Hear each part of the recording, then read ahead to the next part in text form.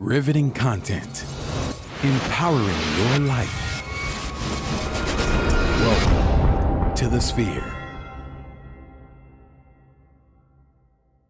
This episode is sponsored by Houston Housewives of Finance. For more information on increasing your cash flow, becoming your own money manager, and to schedule your complimentary personal finance strategy, contact the Houston Housewives of Finance today at 1-844-700-4463. Looking to advertise? Join the Sphere's vast demographic reach of thousands of people all over the world. Send an email today to advertise@thesphere.tv or call us at area code 832-772-7789. KOG and Company. Are your unique gifts and talents changing the world? Do you desire to belong to a community of unity? Visit KOGpassion.com to learn more about the Unleash Your Dopeness movement.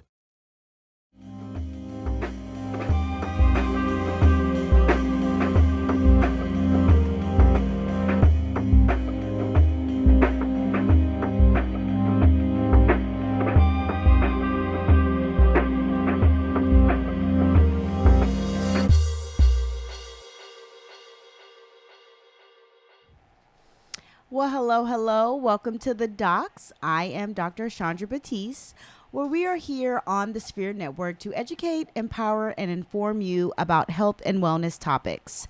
Thank you so much for joining us again. I'm happy to be here, although I am in the studio by myself today physically.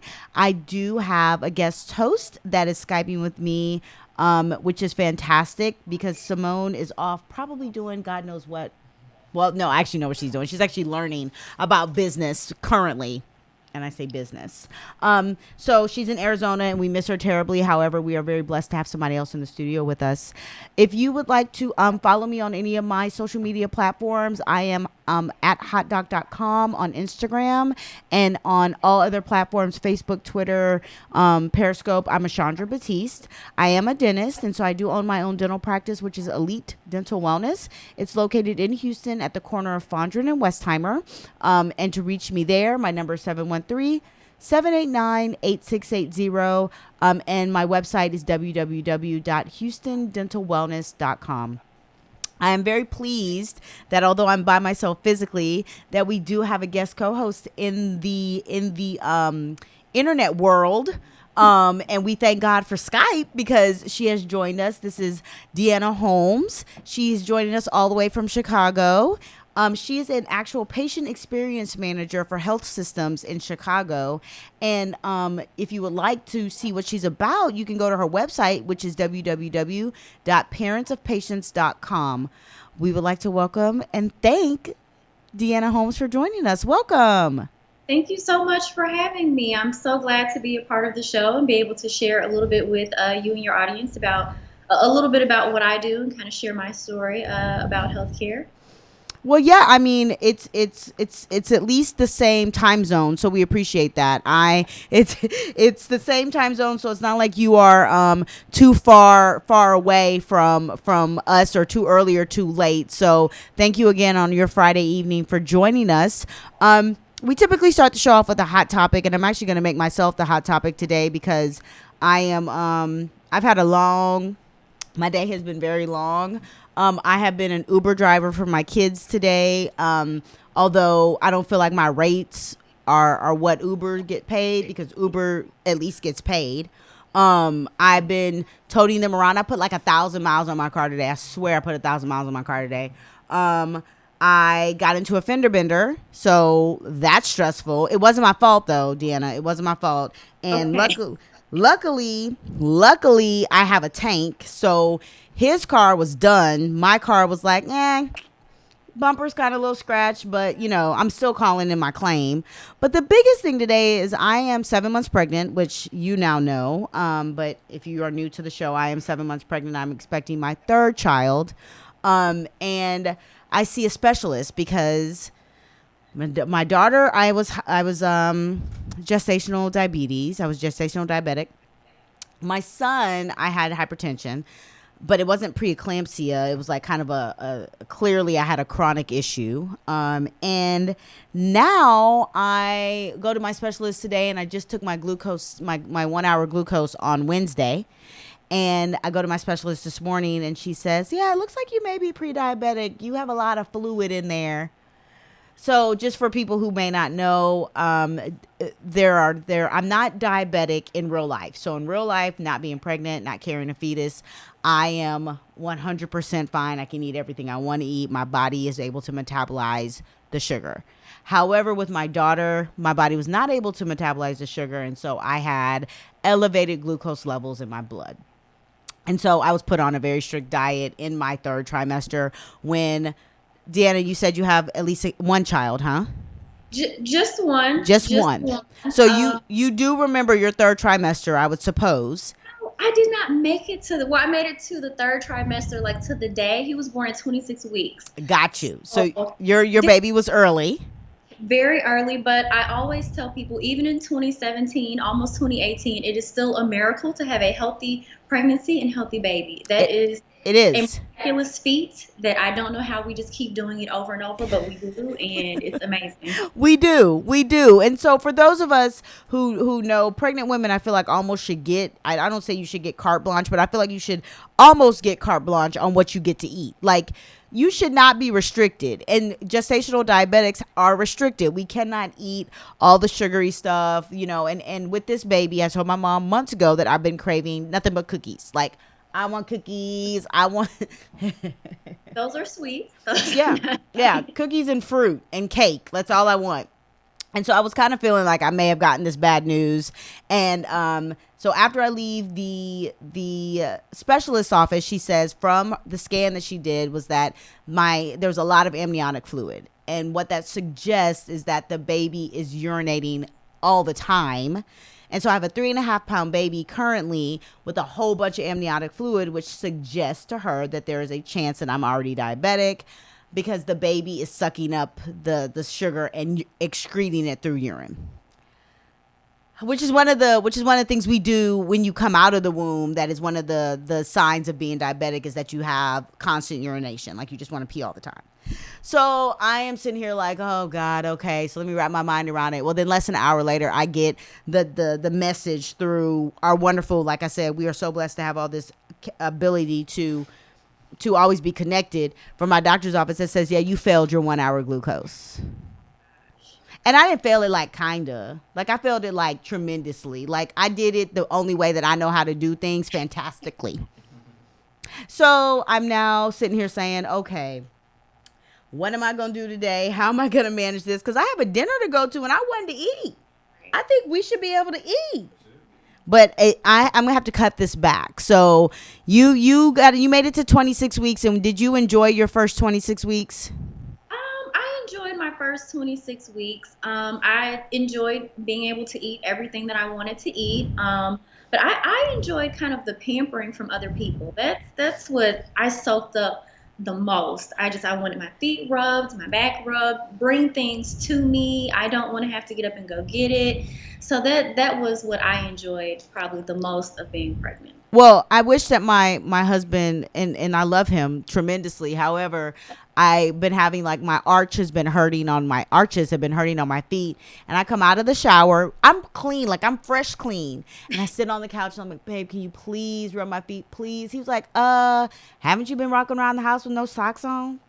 No shoes on? I was like, you were creating life. Like, it doesn't matter what you're creating life. He's supposed to be, in a position of service right now, right? Girl, I'm gonna give him that memo, because he didn't get that when I was asking him about my arch. So hopefully now that I'm not gonna be able to eat whatever I want to eat, he will then maybe be a little bit more compassionate, and I'll get, like, my feet rubbed, whether I've been walking around on our floors at home without shoes on, socks on, whatever. So we'll see. We will see. But it is something, I just want to put this out there for people who are pregnant or who've never been pregnant or are expecting more children, is that gestational diabetes is most of the time something you cannot avoid. Like it's either you're going to get it or you're not going to get it. And unfortunately, I have experienced these this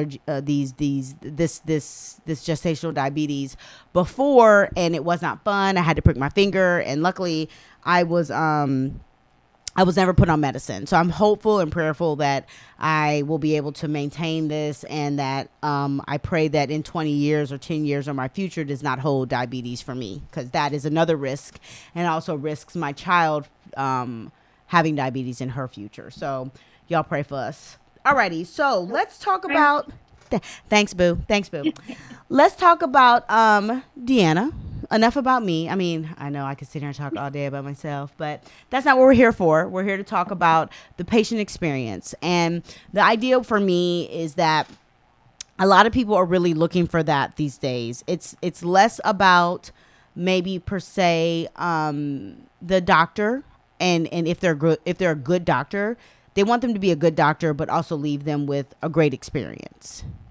Absolutely, absolutely. And I mean, I can just kind of kick the conversation off with a definition of patient experience, and I'm going to read from my phone here. But the Beryl Institute, they are a patient experience organization that started maybe 6 or 7 years ago, and they've been true leaders in this field. And they really define patient experience as the sum of all interactions shaped by an organization's culture that influence patients' perceptions across the continuum of care. And so we really look at patient experience as every aspect of care. So like you said, definitely wanting a good doctor and having a good doctor is a part of that patient experience, but also, what was my check-in process like? What was the follow-up like? How easy was the website to interact with before I even made it to the doctor? How was it scheduling my appointment? Every single touch point that a patient interacts with is a part of the patient experience. Sure. And so have you guys, and this is for you, why did you choose to become a patient experience manager? Like, what was the catalyst that caused you to get into this field? So I mentioned my son earlier, and he was born at 26 weeks. Prior to that, I have some family that's in healthcare, but I really had no interest in healthcare whatsoever, to be completely honest with you. I had enough nurses, doctors, pharmacists, physicians in my family, and I had no interest in pursuing a career in healthcare. But after having my son at 26 weeks, I was just thrust into the healthcare space 24/7. He was born with all of the issues that come along with a preterm labor. He was jaundiced. He needed a PDA ligation. He had a cranial hemorrhage. He was in the hospital for 5 months, and eventually he was released from the NICU with a trach. And during that experience, I was sitting by his bedside every day, but I really got a feel of what the hospital experience was like. Shortly after him being released from the hospital, like I said, he had a trach, so we were still interacting with the healthcare system on a very regular basis. At 13 months, he was diagnosed with cancer. And I'll say for me, that was really the point where we had just such a disparity in experiences. In the NICU, those nurses kind of look at those babies as their babies, so it's very lovey-dovey, and you get to know them very well. But when Mason, when he was diagnosed with cancer, we had to go to different hospitals, and we had completely different experiences. And it just so happens he was diagnosed 2 days before Hurricane Katrina hit, and we were at the Children's Hospital in New Orleans.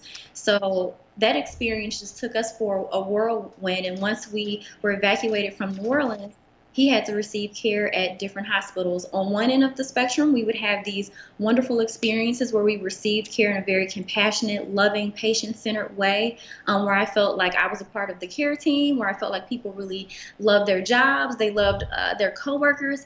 But on the opposite end, we had these experiences where it was almost like a scared straight experiences. There were medical errors that were definitely a part of our negative experiences. You could tell there were disjointed and fragmented teamwork within the healthcare system, and it just made for a horrible patient experience. It made me very fearful, anxious, nervous, sometimes angry, sometimes extremely irrational. Probably some of his physicians who had to deal with me back then would probably still say that they wouldn't want to interact with me. But because my experience was so negative, I didn't know what else to do. So from that experience, I decided that I had to get involved with healthcare, and I knew I wanted to do patient experience. I knew I wanted to be a voice and kind of advocate for others who maybe didn't have a voice or didn't know how to speak up for themselves and create a better experience for patients. And Well, I will say that I'm definitely going to ask a whole bunch of questions after. Like, let me bring a sponsor into this real quick, and we're going to come back to your experience. This portion of the show is sponsored by Houston Housewives of Finance. Did you know that only 4 states in the United States offer financial education? 33%, or more than 77 million of Americans, don't pay their bills on time. 39% of Americans carry credit card debt from month to month, and 39% of adults say they don't have enough savings. Don't become one of those statistics. Let Houston Housewives of Finance advise you on increasing your cash flow and becoming your own money manager by scheduling your complimentary personal financial strategy.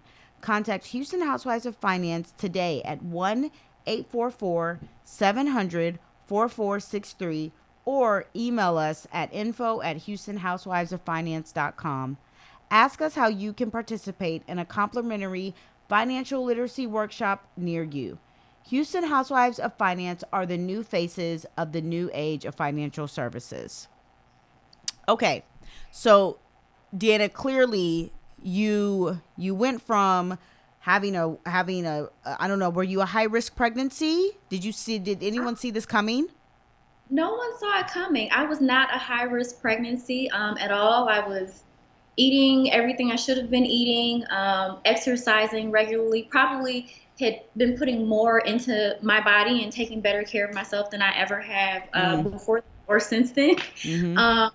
And just, I guess he was really eager to see what was going on Mm-hmm. outside, and got to the hospital. They tried to stop my labor, but they weren't Okay. able. My water never broke, so he Mm. was born in the amniotic sac or surrounded by amniotic fluid. So thankfully, my son was born without my water breaking, because from what I was told is that it would have caused more damage for him. Okay. He was, I guess, lucky, still unlucky, but lucky in that sense, that he had the best 26-week delivery that he could have possibly had. Well, I'm very glad that you've had at least that, because that is a rare thing still to have a healthy or a baby survive a 26-week delivery. So God bless that, because that is a big blessing. So congratulations on that. Now, after that, you said that you were in New Orleans, because you said that it hit 2 days before Katrina is when you were in the hospital and all these other things. No, was this a cancer diagnosis, or was this the delivery? It was the cancer diagnosis. So Okay. this was, he was 13 months by this time. He'd been out of the hospital for a little while and progressing really well. And kind of out of nowhere, we started to see him regress very rapidly and sleeping a lot. And his abdomen was extremely distended, and had been to the hospital once before. And they said, oh, well, his liver looks a little large, but that's common with preemies because of all the medication. Well, that mother's instinct kind of kicked in, and I was like, no, we're not going to do that. We're going to run some additional tests. Something is wrong. Something is going on. And that's when we got the cancer diagnosis. And what kind of cancer did your son have?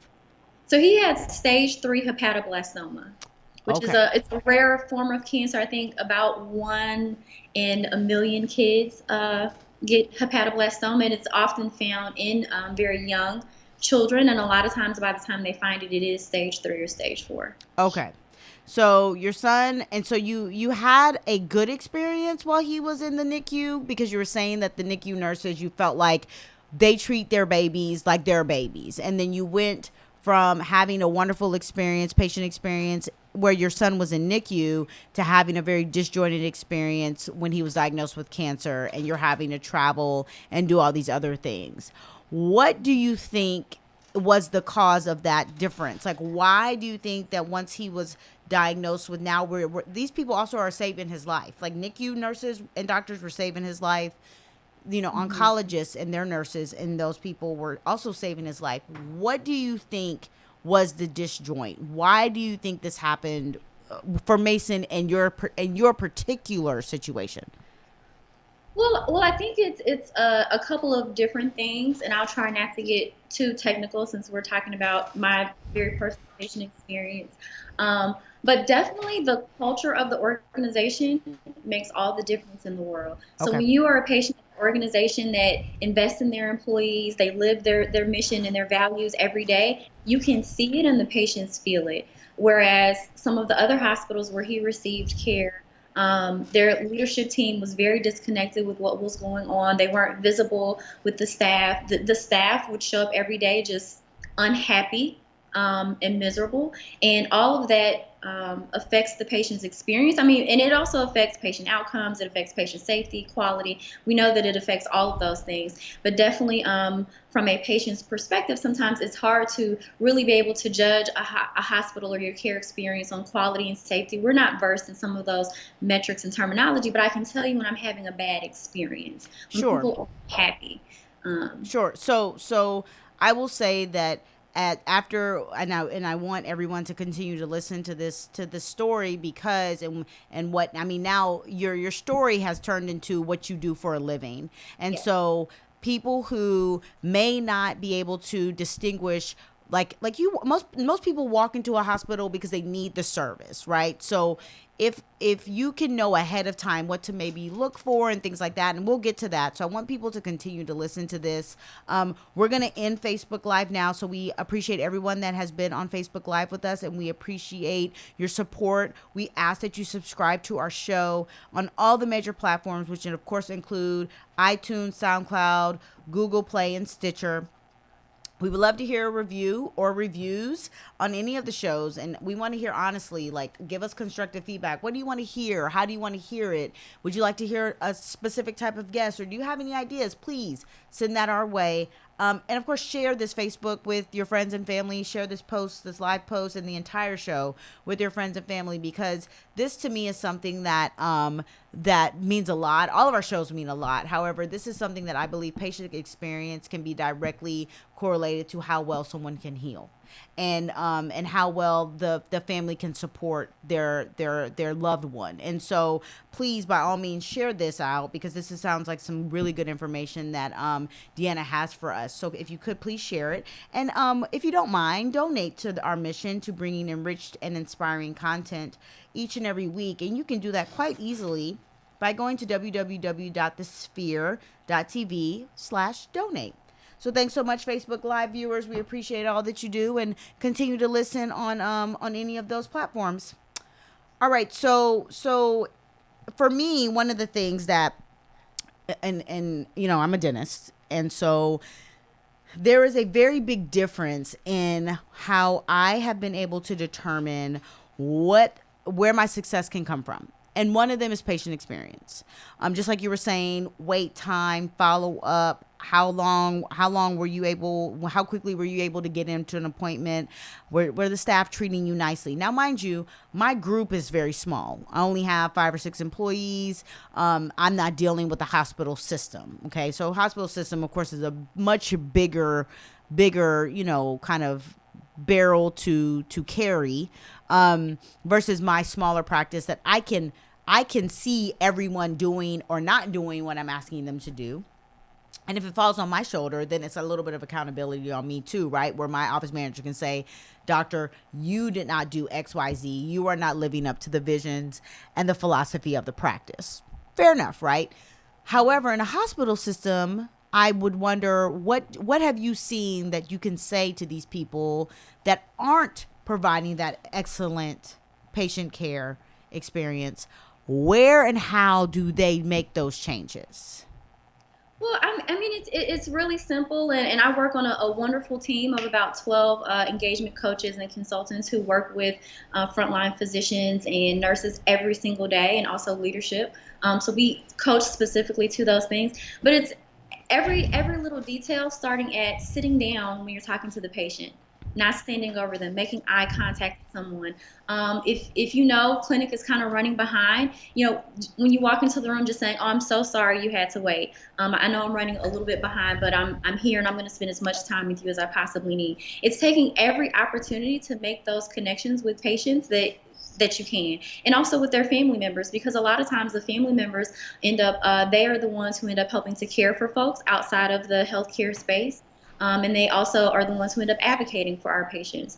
So it's really just those little things. And I always go back to, when we strip away some of this fancy terminology and these evidence-based best practices, it's those things your grandmother or your parents taught you when you were little. Walking into the room and acknowledging people are in the room. Oftentimes, I think how taken aback my grandmother would be if she saw me walk into a room and didn't say hello or didn't speak, as she would call it. Those little things that definitely don't need to be driven by someone sitting behind a desk or a large corporation. That's interaction between two people. At the end of the day, healthcare is people caring for people, and so that's what I would tell people or advocate to healthcare professionals out there. Well, and so, one of the things that I can definitely attest to is that there's some great doctors that have pretty much piss poor chairside manner or bedside manner. And many of them, because of their educational track, have never had to have a lot of social skills.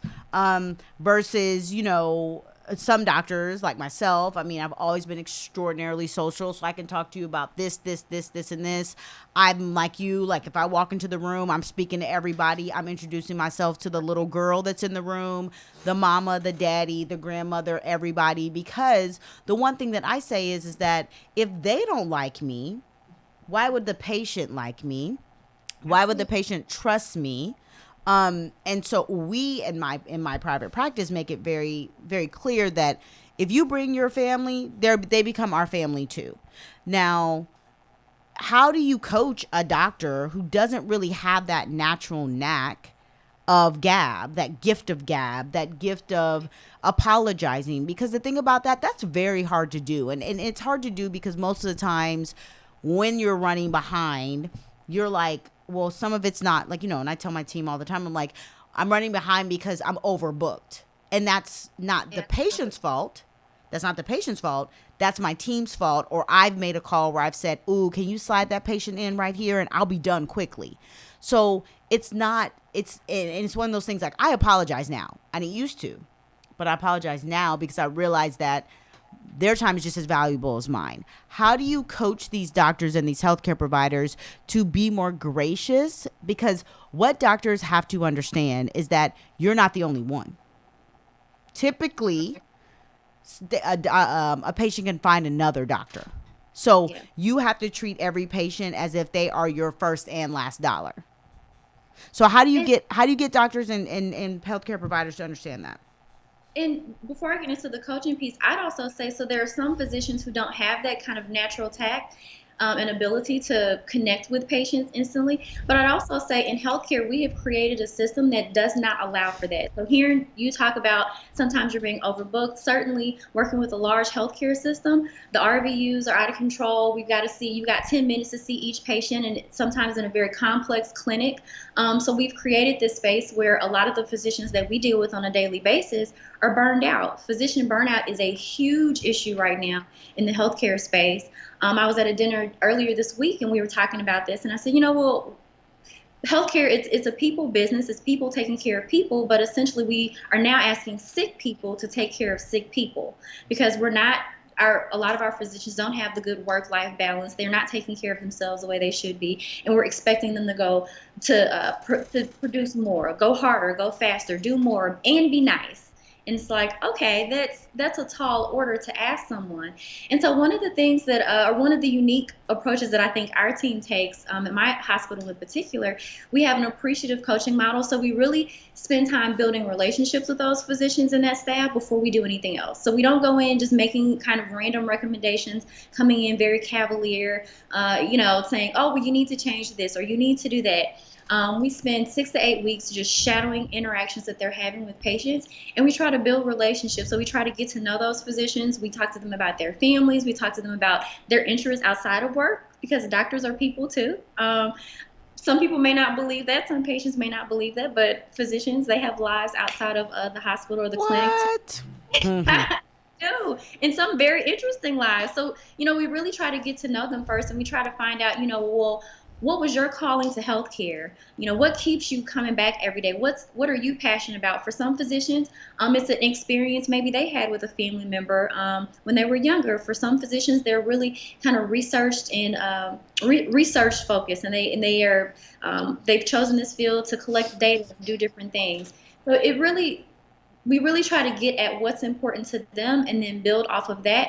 And in the appreciative coaching model, we highlight the things that they're doing right. Because a lot of times physicians, they're already doing things to build relationships with their patients. And it's just little tweaks that you can make that make all the difference in the world to the patient. So when you're charting at the computer, just turning to the patient when you ask them a question. Or one of our clinics in particular, where our scores were not where we wanted them to be, the physicians were saying, well, we have to chart everything. We have to get everything in the computer, into the EMR. We moved the chair for the patient next to the computer. So when the physician is looking up, it almost looks like he's making eye contact with the patient. Yeah. Yeah. So we're Because in my practice, the computer is behind the patient's head. And so I did learn very early to sit down when I'm talking to patients. Eye level is important. I've trained my team to do that as well. Do not stand over the patient because no one likes to be stood over. And then the other piece that I have learned is that while I am typing, because I am behind the patient's head, I do say, hey, I'm typing behind you. And I try to talk to them as much as I can because I want them to understand that I have not forgotten that they're in the room. And so those are all really, really good tips. And I do hope that doctors and nurses and all healthcare providers are listening, because this part of it, to me, and like you said, most doctors have a pretty interesting life. Nurses have a great life. Healthcare providers have good lives that a lot of patients don't even get to know about because we're too busy to stop and say, hey, how are you today? Besides you coming in here not feeling good, did you watch the game last night?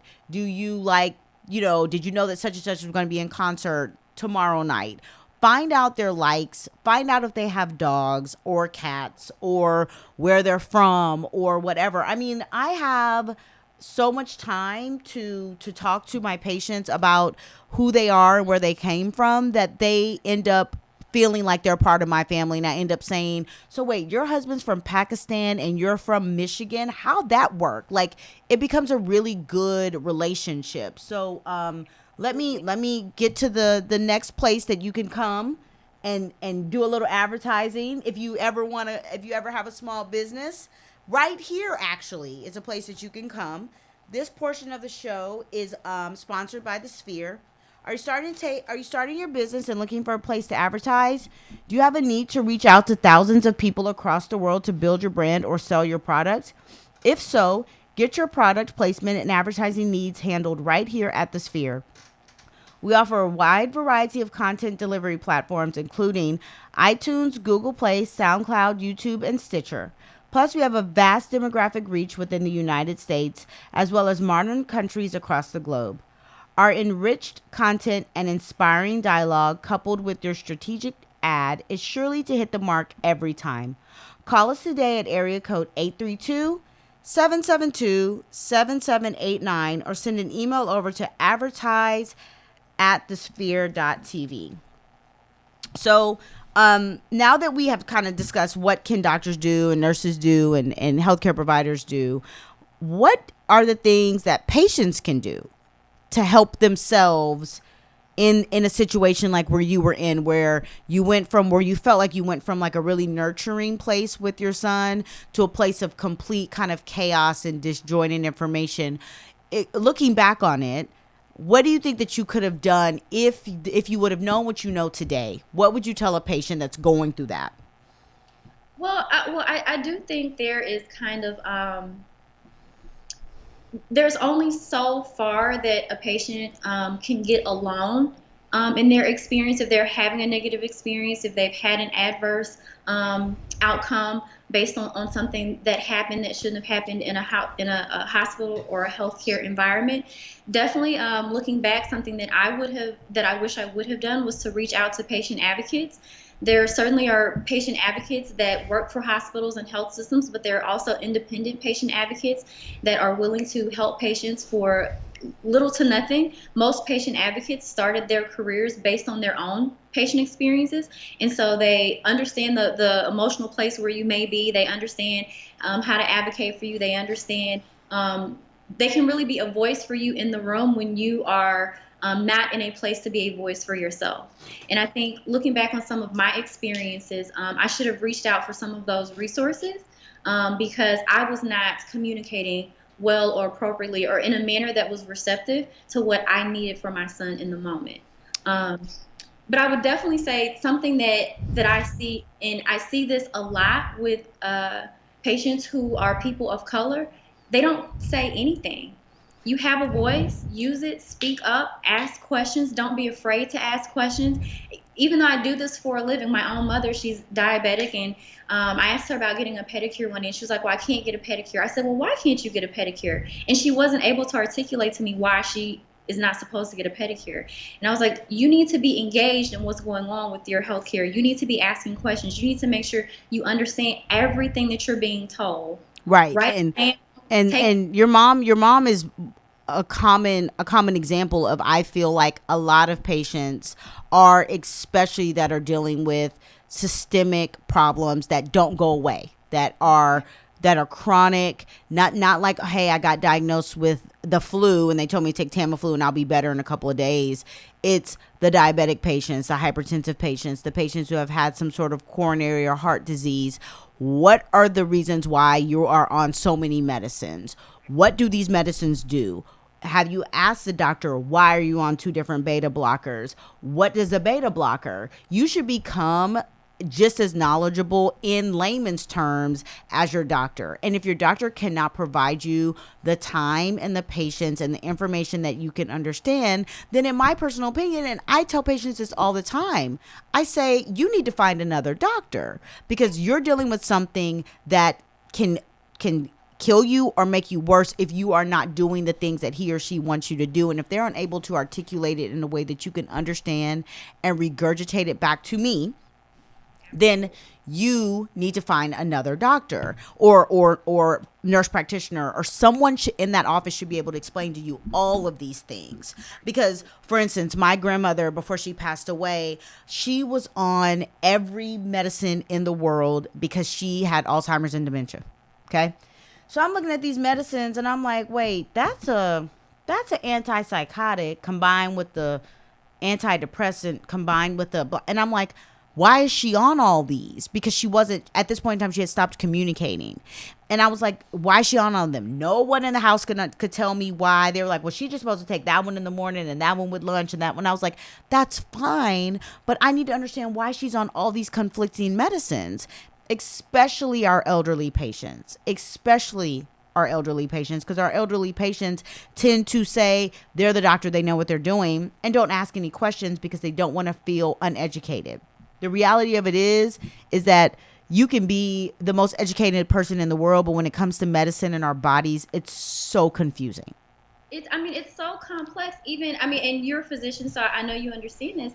My son having all of his very complex healthcare conditions, everybody's body is different. So my body might react completely different to a medication than your body or the next person's body. And doctors don't have everything figured out. They have to consult with colleagues. They have to look things up. So it's important that we are engaged and that we are making the effort to understand what is going on with our body. This is really the difference between life and death. And I think kind of unfortunate but fortunate for me with my son and his health being so critical in the beginning, the difference between life and death with him would have been, one wrong medication, one wrong dose of a medication, one missed appointment, one slip of a finger, and that would have been the end for him. So for me, that really brought home for me the importance of me being engaged in his healthcare and also in my healthcare.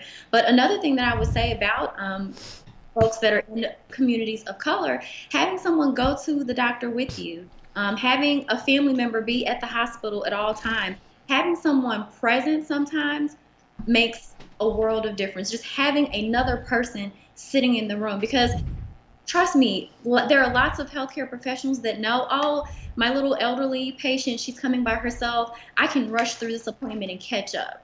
Or I can do this and she's not going to know the difference anyway. I'm just going to prescribe this and keep it moving. But having someone in the room, having that daughter in the room, that granddaughter, that niece in the room with them makes all the difference in the world. I agree.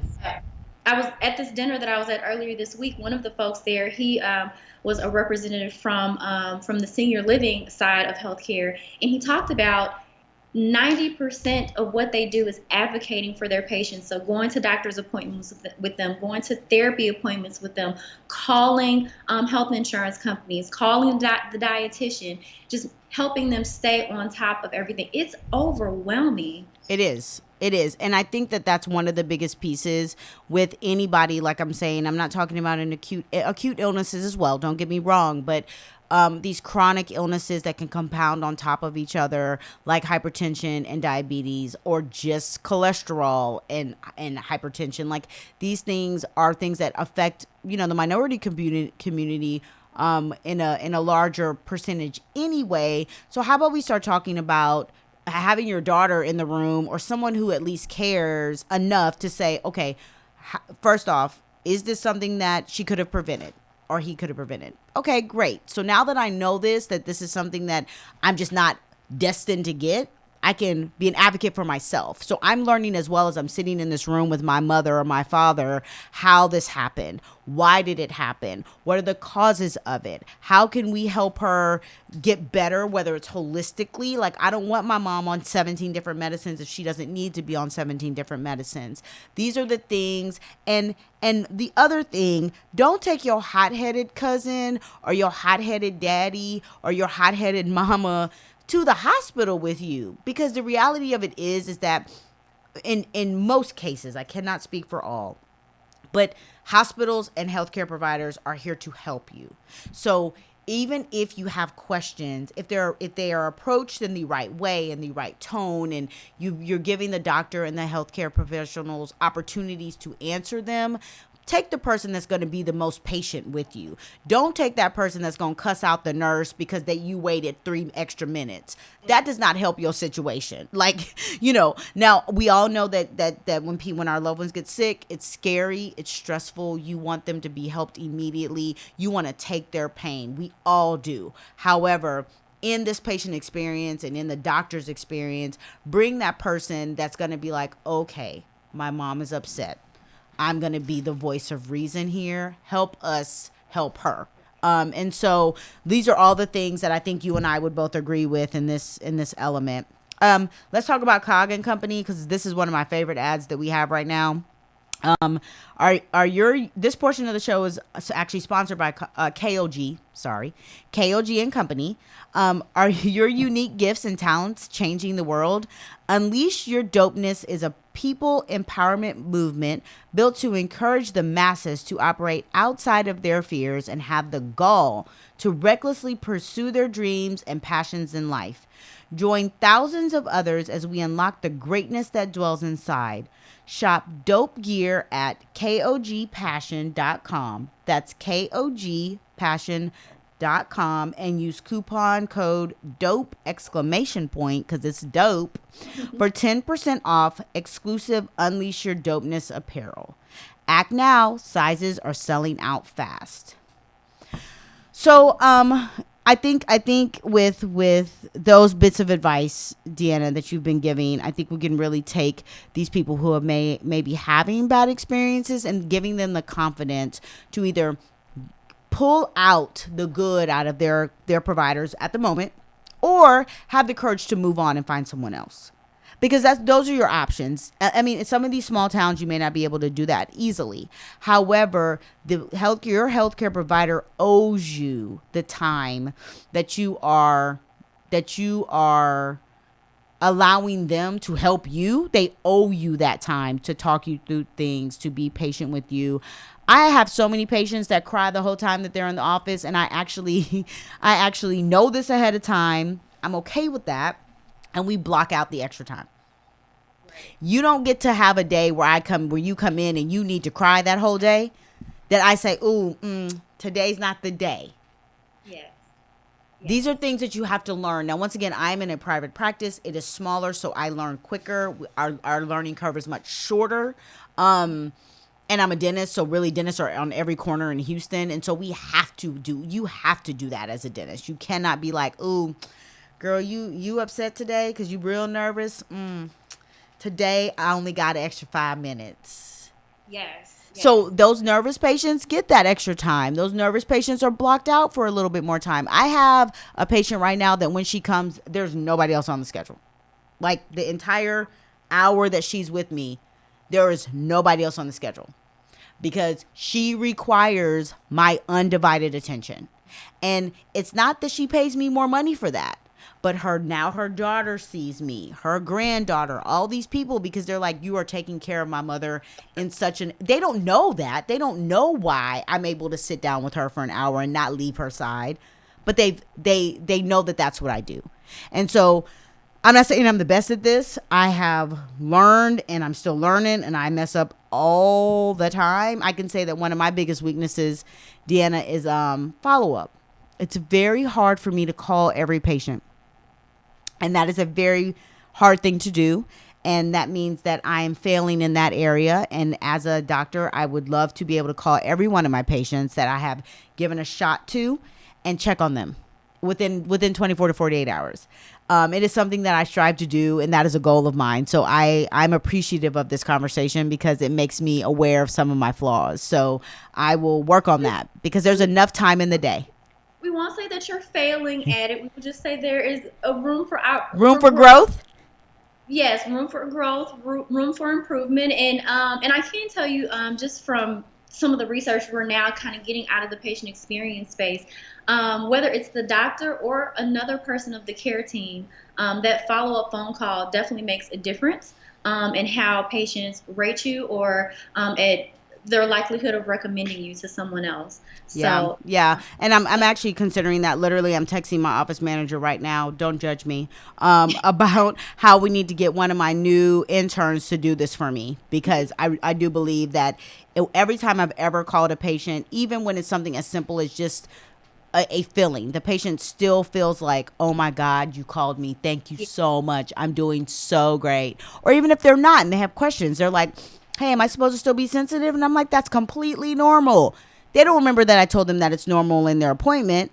They get home and they're like, man, I'm sensitive. And they don't remember that I said it, but it would be nice for it to be reiterated. Patients, we remember nothing during the interaction other than being scared, nervous, and not knowing what to do. And then we get home and we're just so confused. Right. One other thing that I would just be remiss if I didn't mention, definitely for, and this is for the patient population or the family population that's out there and that's listening. In healthcare, we're starting to see a little bit of a shift toward consumerism. And so a lot of medical practices or hospitals will send out patient surveys. And I will say that it is so important to fill those out and get that information back to that organization because they do analyze that data. They do read those patient comments. I can tell you the organization that I'm at right now, our chief nurse officer reads patient comments on the weekends. So she's reading through those comments. She's following up with her directors and her managers to make sure that no issue is going unresolved. And I will say this as well.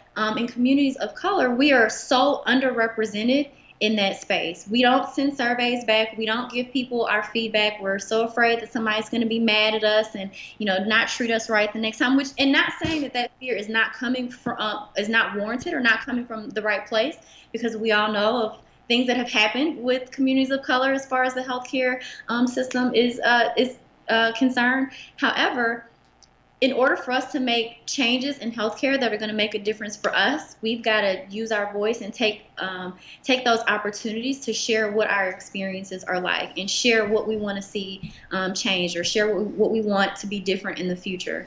We definitely need that. We are so underrepresented in those numbers, and it's hard to even do anything with the data. Right. And I mean, I have some doctor, some dental software that actually sends out a request to fill out a survey.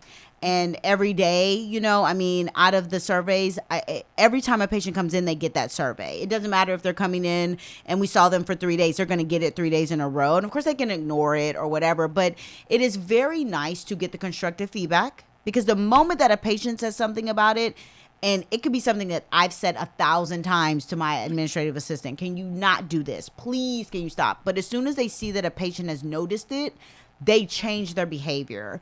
And then, of course, we like to get patted on the back as well. So it goes both ways. I mean, don't think that just because you said, I waited for 10 minutes, nobody told me I was going to have to wait for 10 minutes. I still love you guys, and I still appreciate you. However, it would have been nice if someone would have said in the waiting room, Dr. Batiste is running about 15 minutes behind. She has not forgotten about you. We have not forgotten about you. Would you like some water, some coffee, some tea, et cetera, et cetera? If we would have done that for that patient wouldn't have had that negative constructive feedback. So these are things that, a lot of doctors' offices and hospital systems are doing these days, because they're trying to find out how to be better. So put your voice out there. Just like if you don't vote, you can't say nothing. Right. If you don't complete the survey, don't be mad when they still treating you like crap when you walk in, because they don't know no better. They don't know any better, and they won't make those changes. So Yeah. please, anybody who's listening, even for our providers, who, when you were going to see another provider, fill out the survey. Yes, Fill it out. I agree. So, So, because I mean it. Fill it out. Deanna, can you please tell me how Mason's doing? How old is he now? He's 13 now. Wow. So he is, yes, a big boy in his mind. He is an adult. But he's been in remission from the cancer for 11 years. He had I think I mentioned earlier, he had a trach coming out of the NICU. He just got his trach taken out in April. So he had it for 13 years, Deanna? He did. Wow. He did a trach. Wow. Yes, at home. Wow. Still has some health issues. I know one thing that isn't talked about a lot, and I'll just kind of mention it briefly here. Certainly, these miracle babies that are born at 24 and 26 weeks are wonderful, and we love them to death. But they go on to have chronic healthcare issues the rest of their lives, and so he does still have some healthcare issues. He still has a G tube and all of that. But if he were here right now, you'd see him running around, and he's just a love bug who is a voracious reader and so smart and funny, and he's just amazing. So, well, that is wonderful to hear as far as an update on Mason. If you could please tell people where they can find you again, where you work, and your website that you have, so that if anybody ever wants to reach out to you, that they can. So you can find me at my website. It's www.parentsofpatients.com. You can also find me on Instagram and Twitter at popculture_px. It's where I post all things healthcare related, and you can see a bunch of pictures of Mason doing his thing. Right now I'm working in Chicago at Northwestern Medicine. So if any of your listeners are in the Chicago area, please feel free to look for me, and I'll make sure you have an A1 patient experience. Well, I would like to thank you from the bottom of my heart for coming in and Skyping with us today. It is wonderful to hear another side of this story, because we tend to kind of focus more on healthcare topics like, heart disease and things like that. Those are just as important, but taking care of yourself and finding great places where you're comfortable while you're going through something is just as equally important. So I would like to thank you for coming on today and sharing your sweet and precious time with us. Thank you for having Of me. course, absolutely. Of course, we like to thank her, and please review this. Please review this this episode on iTunes, and give us constructive feedback. Of course, I am Dr. Chandra Batiste. You can find me on Instagram at hotdoc.com, and Facebook, Twitter, and all other platforms, Chandra Batiste. Of course, I am a dentist, and since I'm the only one here today, Dr. Simone is not here, so I'm the only dentist you can come to. My office is Elite Dental Wellness, and you can find me at www.houstondentalwellness.com. or you can call me 713-789-8680. Thank you so much for joining us, and we'll see you next time.